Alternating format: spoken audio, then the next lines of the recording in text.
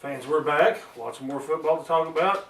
Real quick, congratulations. Fellow from Oak Ridge won his first PGA Tour event. Yeah, it's rare that you ever see, golfers or anything else from East Tennessee doing really well. You got Todd Helton and a few others who did well in baseball, and a few football players who did pretty well. But nice to see a golfer from the area do well. And I guess Trevor Bain at the Daytona 500. Winning the 500, should be a big story in the next few days. But on to the important sports. Football. Yeah, NFL free agent frenzy going right now. Oh, it's crazy right now. My Twitter has been a buzz. I was really hoping that Dallas would sign the cornerback. Was it Nadame Asamu or something along those lines? That very hard to pronounce, African sounding name. Best cornerback probably in the NFC last few years. One of the top 2 or 3 in the league. Goes to my arch nemesis Eagles. He's a Deion Sanders type cornerback. Eagles apparently they say Vic is attracting a lot of these top free agents to come to the Eagles. I'm not sure why. Vic has really never did anything of note other than fight some dogs and run around a lot. He had a good season last year if you were a fantasy owner. The Eagles didn't do anything in the playoffs. That's pretty much been the story of Vic's career. If you're a fantasy owner, you're probably going to love him other than his interceptions. If you're a football team, you're really not going to do that well with him. I don't understand the appeal. Don't understand why he was allowed back in the league, to be honest. I don't either. Whatever about being allowed back in the league. He's got a new big fat contract.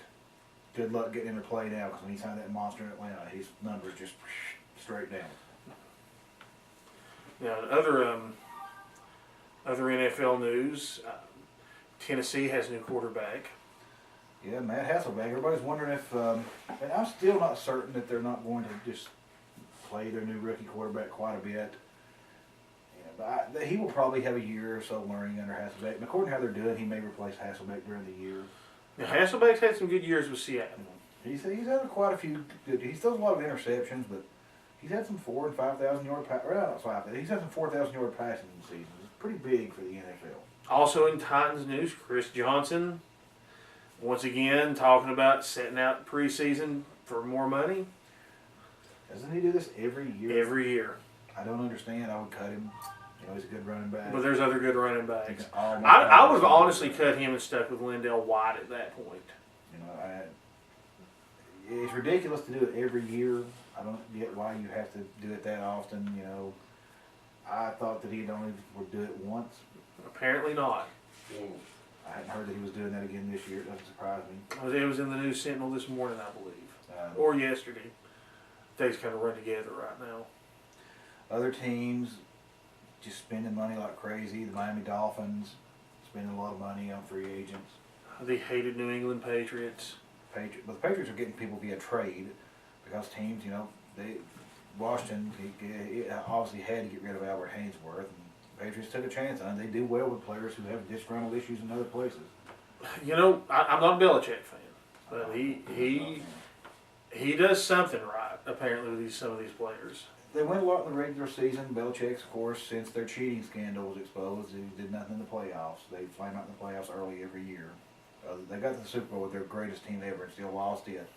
Once the cheating dried up, the title dried up in New England. Peyton Manning recently signed a new contract. The Colts owners actually had insisted on making him the highest paid player in NFL history. But Manning refused that much money and said use the money to sign other players. That's a team player. Yeah, I gotta say that's kind of noble. And honestly, he's probably, you gotta think, quarterbacks except for the one that keeps retiring and coming back every season, most of them don't last much longer than he has already. Yeah, he's played in a lot of games. He's never missed games. Right. So he's pushed himself hard. He's taken major injuries. He's still, he's a good player. He's a great player. And I think possibly next, I don't know. This is probably Peyton Manning's last contract. Yeah, we may see him. Almost definitely his last contract. UT may see him soon. He'd be in his 40s when this one runs out. So yeah, I mean, you just don't see. I'm going to assume that he probably left, I think it was about $30 million on the table because of his football cost money he's got coming in. I really think football cost going to be a big hit for him. I'm looking forward to that. It I looks would good. like to. I need to find someone with DirecTV Grot's- and a DVR that will allow us Grot's to watch not it. going to help us. Because Grot will not let us watch it, so we need to find someone else. You can probably sneak and do it. That came in well. He That will sleeps not a lot. end. He that does will not sleep a end lot. well. If only he still traveled.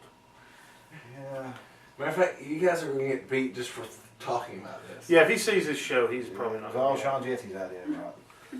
Um, I on, say that. on the college side of things, UT has had a good week as far as people committing. They've picked up quite a few commitments in the last 10 days or so, getting kids from 5-6 different states. And right now, also looking good for one of the, I think maybe the top 3 or 4 prospects in the country. A guy from New Jersey is a big defensive end, 5-star player.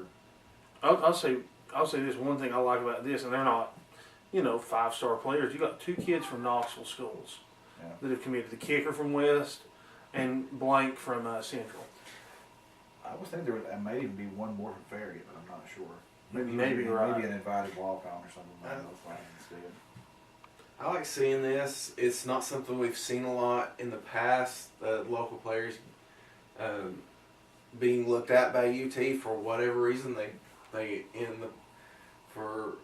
traditionally had not looked at the backyard players. They tried occasionally to recruit Alcoa. For some reason, not Randall Cobb. I'll never get that one. It doesn't really work out that well with Alcoa players for them for some reason. Right. I mean, of course, there was Joey Matthews. He was from Sevierville. He didn't work out that well. But from Alcoa, you had Ray Sykes, who I'm not sure if he ever got in school. He was a highly regarded commitment. You had the tight end Brandon Warren, who went to Florida State, came back here, and was then kicked out of school. And they had a running back from Alcoa a couple of years ago commit to, and Dustin, I can't remember his last name, but anyway, he never made it to school. It's like the Alcoa kids, it's a really great school, and I don't understand why. They have academic issues a lot of times when they come out. But Randall Cobb had no issues at all. But Philip Fulmer would not go recruit. And good for Kentucky for having the, wherewithal to recruit him. I don't say good for Kentucky much. In fact, we were there yesterday. It was pretty terrible. Lexington's is not a really nice place at all. But It's hot up there. it was terrible. It was terrible. They don't know about air conditioning north of the border. Apparently. There's usually a lot of frozen wasteland up there. Dave Serrano's got some good recruits in the last few days, from what I've been reading.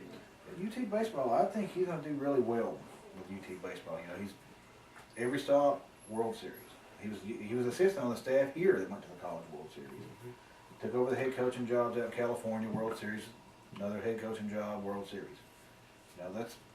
He's just a really good coach. He's the best hire that UT Athletics Department's made since Bruce Pearl. And you really didn't know Bruce Pearl was going to be that good. Speaking of the athletic department, we are still without a regular athletic director. So once again, UT, Big Jim Hassan, I'm still available for the job. Just give me a call. Again, half the cost of Mike Hamilton. half the cost of Mike Hamilton. Will gladly come over. I'm I will actually call all the people you want me to. very glad we didn't get the athletic director from LSU. He was the same Duke athletic director from the big lacrosse scandal that broke that just handled it horribly. Horribly from the start. This guy here, pay him $80,000 a year, you won't have one scandal. None. He'll raise money all day long. It's Glad a he win-win ran. situation. He'll walk, he'll check out every skybox personally, go to every one of them during the games with his advisors and. Exactly. It'll make for good publicity for the school. It'll be good stuff. Now, from what I understand, there's some other schools maybe facing some recruiting issues again. Mark Richt in Georgia sending accidental text He messages. supposedly it's a secondary violation. He's claimed that somehow an accidental text to a recruit's father. Of course, the sun comes up. The Alabama teams are in trouble. Recently, Alabama, some of the social network, I don't know if it's Twitter or TwitPics, Facebook, whatever, some of their players started showing up wearing lots of clothing provided by a local clothing store in Tuscaloosa, and a lot of their autographed memorabilia started showing up in that clothing store for sale. And Imagine. Somebody call Ohio State. of course, Alabama claims that they investigated it thoroughly and found no wrongdoing, because Alabama claims that every time that they actually have wrongdoing in their program. And there's been reports that Julio Jones, the wide receiver, somehow had a brand new suit for every Alabama game, even though he's actually supposed to be fairly poor. That seems And odd. there's photographic evidence of him in these new suits now that has came out. And there's a lot of smoke down there. Alabama claims they did nothing wrong, claims it was no big deal, nothing's wrong, but every school's going to claim that. I imagine if Alabama's still in the repeat violator window, because frankly every 2 years they have NCAA issues down there. And it just pretty much, I think since 1993, they've been on NCAA probation in Alabama.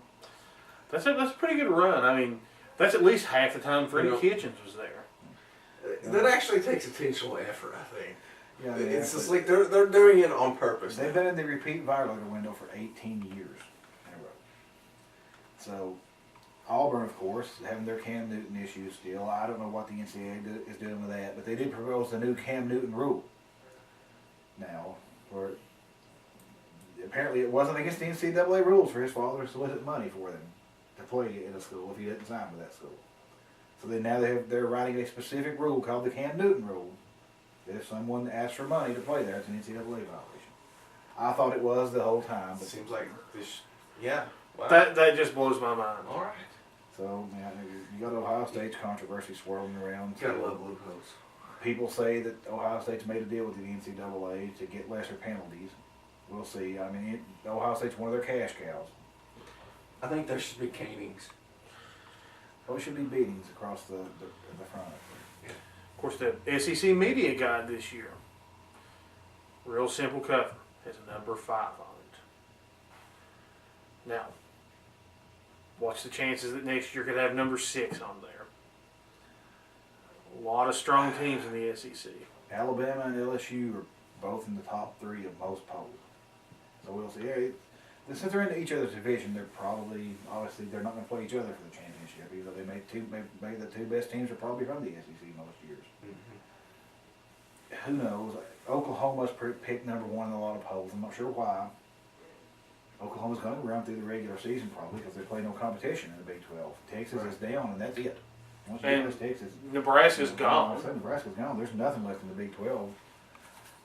So Oklahoma may make the title game, but God, they get dominated in every BCS bowl they play in. Doesn't matter who they play. I don't think Bob Stoops has won a BCS bowl since they beat Florida State in 2002 or whenever it was when they won the championship. Maybe 2000 even. He's lost to Boise State. Which anybody they played, they've been stomped on by SEC teams in the BCS bowls. Yeah, everyone kind of gets. You know, I read an interesting column that was written this week. What would happen to the NCAA if the SEC pulled about 4 or 5 more top teams into it and just dropped out? The NCAA would be in trouble at that point. It will be. Because other conferences would do the same thing. And they would negotiate separate television deals.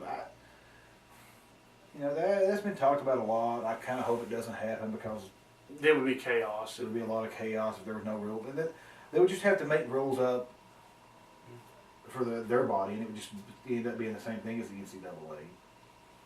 So, who knows what's going to happen. I don't think that'll ever happen. And the NCAA is not... The TV contracts are so safe with the NCAA. The NCAA is not a separate body, per se, like some people think. I mean, Alabama fans get mad and say the NCAA is doing this to us, they're doing that to us. And, some Tennessee fans have even complained about it too because of the whole Bruce Pearl thing. But the NCAA is just all the schools. It's a governing body they agree to. You said yes, you're going to agree to the NCAA doing it to do this. It's not a separate entity. It's not a for-profit entity that makes money off the schools. It's all the schools banded together. So it's not like it's separate. It's separate in governance, but it's pretty much it's all the schools agreeing that that's the system of government they're going to use. That's why you probably shouldn't complain about it. But you hear it all the time anyway.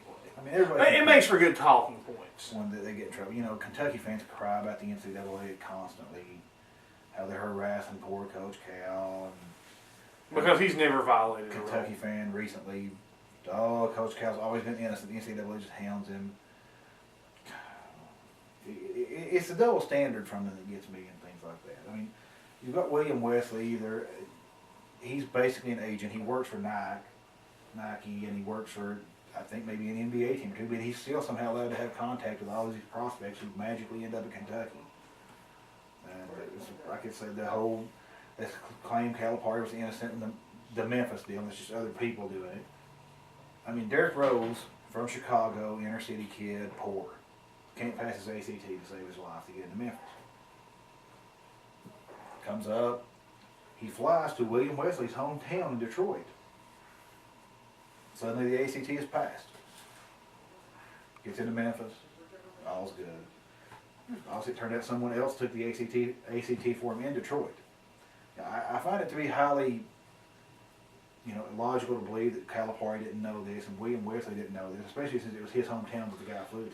Yeah. You just rarely ever see an inner city kid that's going to make this elaborate scheme. He's going to come up with a plane ticket to Detroit. He flies to another town and has someone else take his test for him on his own.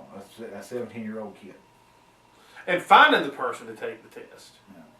Now, of course, Memphis went down in flames for essentially not finding out about all this, supposedly. Of course, Cal has his head in the sand about it. But Kentucky fans, your time's going to come. And it's just like Massachusetts. It's just like Memphis. He's going to leave, and you're going down again. Maybe you'll finally get the death penalty the NCAA's been talking about handing out to you the last 2 or 3 scandals you've had. Well, that's basketball season. It should be a fun year for basketball too. There's a lot coming up. Yeah, it's fall. When fall starts, meaningful sports to me start. I know a lot of people like baseball. I honestly could almost care less about baseball anymore. I watch it during the playoffs and World Series. Baseball has literally became a sport where you throw as much money as you can at certain players to try to win. I enjoy watching the high school play, but as far as pros and stuff goes. Honestly, as much baseball as I'll probably watch this year, and I always look forward to, is when the Little League World Series is on ESPN. That is fun. I like watching it, and it means football season's here when it's on TV. That's why I look at it. But it's the most entertaining football we have. Fans, I think this is going to wrap it up for this week's Sports Chat. And Rodney, before we go, just want you to know I'm still shoeless. Fans, we'll see you next week. A lot of big stuff coming up.